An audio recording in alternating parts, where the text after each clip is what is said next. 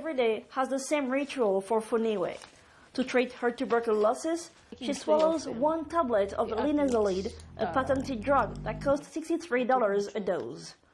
The aid group Doctors Without Borders, one of the main advocates for patent reform in South Africa, pays for her 2 years treatment. Doctors Without Borders argue drugs are too expensive in South Africa because laws allow too many patents to be granted to drug companies and then extended by a practice known as evergreening. That blocks the introduction of cheaper generic drugs. Maybe they make a very small change to a medicine, and then they get a completely new patent on the same medicine, and they can continue to block generic competition for another 20 years. Given a monopoly, pharmaceutical companies tend to keep drug prices high to recoup development costs and increase profits. Under the proposed intellectual property reform bill, the process to grant new patents for existing medicine would get tougher scrutiny and, in theory, would lead to fewer patents being extended. But intellectual property attorney Andre van der Merwe says implementing a new system would be challenging.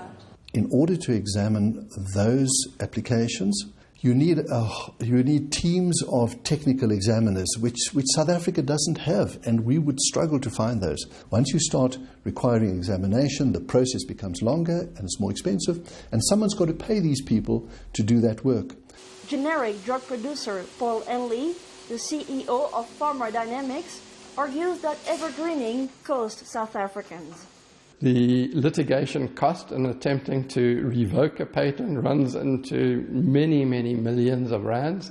It's a process that can take up to 4 years, and that delays generic launch and denies access to those generic products to the population. A few weeks ago, leaked documents show some pharmaceutical companies planned a secret campaign to lobby against the reform. The leak caused an uproar, with South African Health Minister Aaron Motsoaledi saying the plan is of satanic magnitude. When there are clandestine lobbying mechanisms, secret, which want to subvert the democratic process, one has to get very angry. We are a sovereign state, we have got to make laws.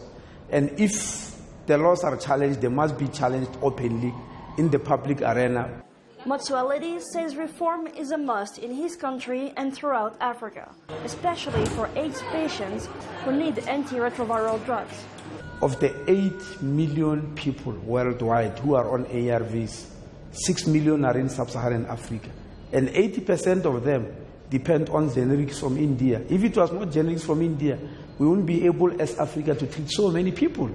The reform would also allow the government to override patents when a drug is deemed too expensive. But that may also be a disincentive for companies to invest in developing new life-saving medications.